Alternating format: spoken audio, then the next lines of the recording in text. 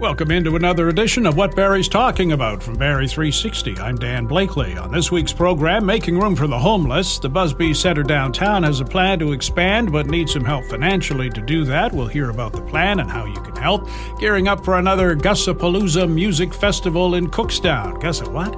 We'll bring you up to speed. And you go to bed at night wondering if your car will still be in the driveway the next morning. You're not alone. A CAA survey finds nearly half of Ontarians are losing sleep over this. We get some tips on how to make it harder for thieves to steal your ride. But first, no quick cure for homelessness, but the Busby Centre is trying, looking to expand its capacity by purchasing a building next door to its current location on Mulcaster Street. Not the be-all and end-all, and they are going to need some help to pull it off. Barrie 360's Ian MacLennan caught up with Busby's Executive Director, Sarah Peddle, outside the centre. Tell us about this capital campaign and, what you're trying to achieve.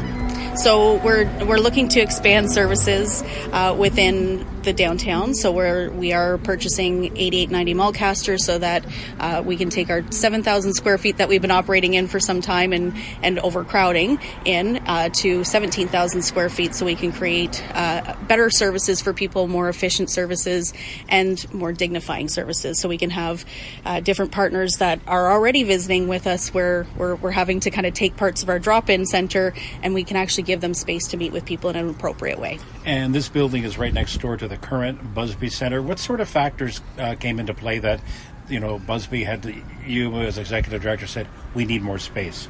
So we knew that through the pandemic we were seeing more and more people, but just in general, the housing market is definitely challenging, and income insecurities are definitely not meeting the needs. So there's more and more people entering into homelessness right now. So until we actually find that solution of getting people housed, we know that there's services like ours that are needed. So as we've been going through each day and, there's more and more people in here and we're having to turn away people at night, we realized that we needed to do something and we needed to respond, especially during the evenings and during the day for day services as well.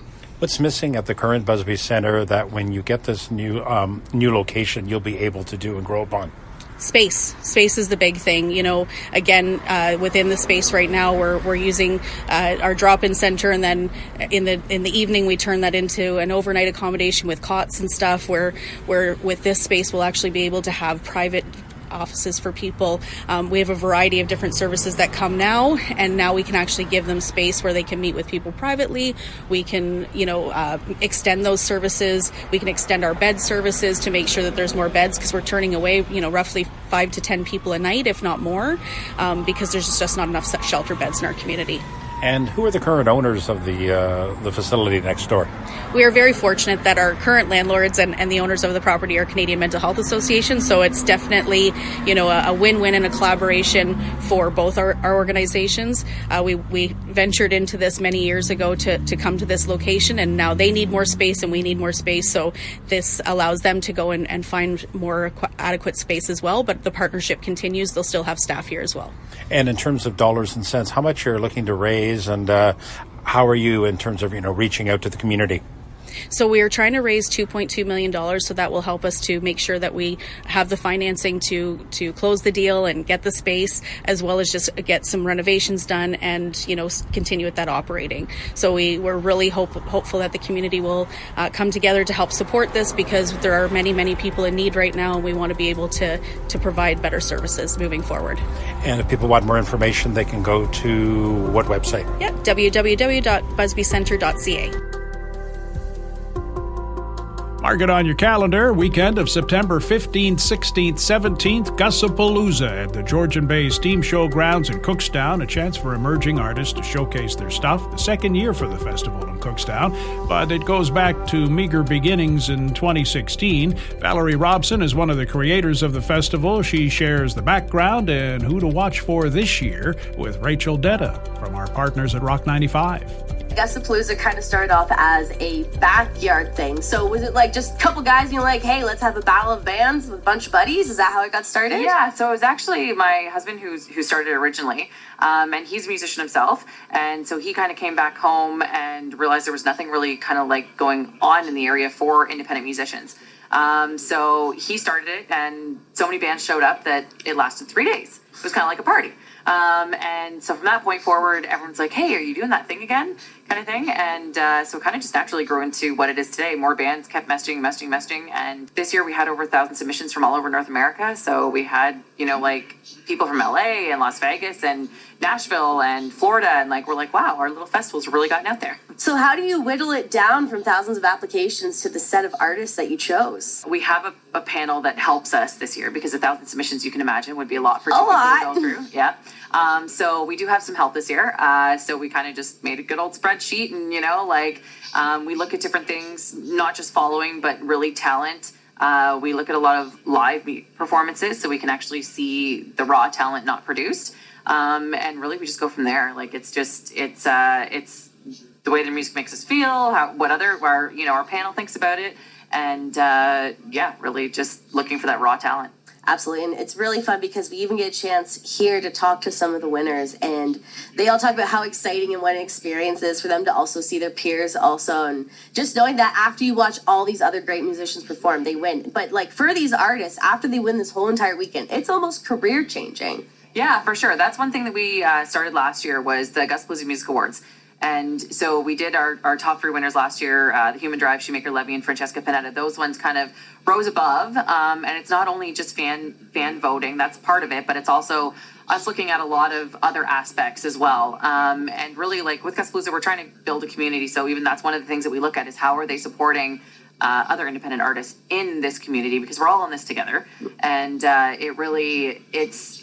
intent is to keep building these packages that we can give them year after year and to really launch these artists to the next level after they leave. Awesome.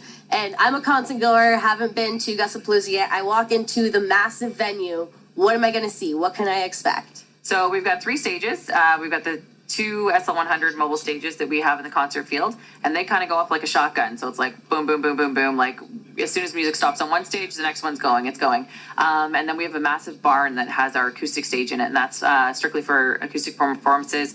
There is comedy. We have comedy hour. This year it's going to be late night comedy, Friday and Saturday night from 11 till 12. And really there's vendors, there's food, there's local artisans, local businesses. We've got games, we've got escape rooms this year, mobile escape rooms this year. Really just a good time. So mobile escape rooms like that, is there anything else on top of that for this year that you're adding on that you're really excited and maybe more people need to know about? You want to be shouting it from the rooftops? So we've added a couple different aspects this year. So we've added, one is our seminars, that's for the independent musicians. There's a lot of really cool industry professionals coming out and speaking to really help these musicians launch their career. The other is the Creators Convention. So we're offering discounts and even free tickets for creators to come out, showcase their work, whether you're a live painter, dancer, YouTube, you got a YouTube channel, whatever. We want everybody in the same place at the same time. And the film contest, we've added a film contest as well this year. So that's really cool. There's different categories, such as artist interviews, performances. They can kind of pick which film they want to do. And then we've got some really cool judges this year who've won Junos and that kind of thing that are going to be helping us assess those videos. So that's another really cool thing. And so for all these seminars and stuff, like you said, you don't need to be a part of the festival. You don't need to be competing in any way. You can just show up and just expand on your craft. 100%. Yeah, we really want to build that community of creators as a whole. It's not just musicians. It takes artists. It takes filmmakers. It takes all of these things for musicians to be able to put out albums. So it's really bringing everybody together. So who on the docket, who on this set list that you have coming are you a little excited? I know you're not supposed to show bias because it is a contest, but what are the names that you're like, hey, okay, these are some people we're excited to see? So obviously our headliners are the ones, The Human Drive, who they were in last year. Great guys, so much fun. Yeah, and Shoemaker Levy, they're another really awesome band. They're kind of reminiscent of the Hip with their own thing to it. Francesca Panetta, she's out of Thornton. She's a singer-songwriter, and she's just, let me tell you, that girl's going places. Other than that, Fortunate Losers, they just played downtown at Kempin Fest for Finger 11. Dropped Up Alibi, like I said, it's so hard because I feel like many of the bands are listening. They're like, what about us? What about me? Yeah, they're all amazing, which is why they're on there, because we've handpicked every single one of them. So how many bands did you pick for this year? So we have 43 that are on the official lineup, and then we also have a Rebel stage, which is an after-hour stage, and we've invited bands to come out. That's where anybody can play. Party goes to 5, 6 in the morning. It's a great time. And so there'll be some additional bands playing there as well. Awesome. And if any bands want to be a part of that, how can they go about it? So they can send an email to bands@gussapolooza.com, and for any artists or bands, we are offering them discounts to come out, check it out, take part of the seminars this year, and just really get a feel for the festival. We love to meet them all anyways. Exactly. Those are the ones that it helps us for next year as well. Exactly, and you also get to give them that leg up into the music industry. Okay, so let's do it. What dates? What's the weekend we need to be in Cookstown for Gussapolooza? September 15th to 17th at Georgian Bay Steam Show grounds. Gates open at 3 p.m. and any additional information can be found at gussapolooza.com. Any social media hashtags you want to pass along? Everything is at Gussapolooza, all social media, and hashtags are where you see them first and Gussapolooza. This is What Barrie's Talking About from Barrie 360. I'm Dan Blakely. Do you worry about car theft? Not thefts from your car, but the theft of your car. More and more Ontarians are, and with good reason. A car is stolen every 48 minutes in Ontario, and not just high-end or SUV-type vehicles. Our Ian MacLennan is back, this time with Elliot Silverstein, a director with CAA Insurance, with results of a survey on car thefts and tips to help keep it from happening to you. CAA has released a survey that shows Ontarians increasingly concerned with the rise in auto theft, in particular GTA, and I imagine that would filter up through the Barrie area. What do those findings show? So what we saw in our survey is that nearly half of Ontarians identified that they feel that vehicle theft is an issue in the province. What was most telling is that just about 30% actually said they're concerned about their own vehicle being stolen. And what that tells us is that there's a bit of a false sense of security, among Ontarians, in that they think that it's going to happen in general, but not necessarily to themselves or in their community. And that's a problem because we want everybody to be as vigilant as possible in keeping their car safe wherever and whenever they go out. And are we talking auto theft? Could that be just from a parking lot? We hear so much too about carjackings, or is it specific to a certain category, so to speak? It really encompasses everything. A lot of what our recommendations have been focused on in this case is really about keeping your car safe, when you're on the road and doing your daily commute, but also, in your residence, and really tailoring your safety measures based on your personal structure. So if you have a garage, using that to the full availability, but also having visual deterrence as well to try and make sure that your vehicle is less as less attractive as possible for thieves to take. Now, it says 82% of drivers are insuring their vehicle, though it's always locked, but not a lot of people are using steering wheel lock or the Faraday box to block the transmission. Is that an added sense of security? Is every vehicle equipped? Most people are taking the traditional steps of keeping their vehicles locked and making sure that valuables are not in sight. And that's a good start. But really, it's not enough anymore. Because, again, given the rise of thefts and how frequent it's happening in Ontario, we want to encourage people to take those steps. So if you have a garage, obviously use that. If you could put cameras or better lighting outside, even better. But having a Faraday box, which would block the radio frequency signals from your key fob, but even using a steering wheel lock like the Club, and having those on your cars, only about 6 to 8% of Ontarians are doing that right now. Those are added protection measures that can make the difference between your car being stolen and being left behind. And really what we want people to do is think about those types of options and consider that because, again, these are situations where you don't want to wake up in the morning and find your car is gone, and spending a little bit of money, a few dollars on some of these tools could yield big rewards. I find it interesting that Ontarians are concerned about auto theft increasingly, but that false sense of security, not acting on it to protect their vehicle, to protect themselves. Speculating here, is it a possibility because it's like, well, I don't drive a high-end pickup truck, I don't drive a high-end vehicle, and it doesn't apply to me? And that is part of the challenge, is that we see sometimes that there's so much focus on the high-end vehicles, the top 10 list that is often published about the most stolen vehicles. But just because it is the most stolen, it doesn't mean it is the only vehicle stolen. And you don't want to fall into the situation where your car is at risk. So I think people see that list, they say, okay, you know what, I'm not on that list this year. I may not have been on the list last year. I'm okay. But that's where the false sense of security comes into play. So if you are leaving your car idle and you're running into a store, those are automatic things that you need to change behaviors of. But people need to understand this can happen in a split second more and more. And, again, taking these little measures and changing behaviors, changing some of the styles that you're doing could yield big rewards for you. And that's where, again, people think that it'll happen to somebody else. It may happen to their neighbor, but you don't want to be the one having that conversation saying it happened to you.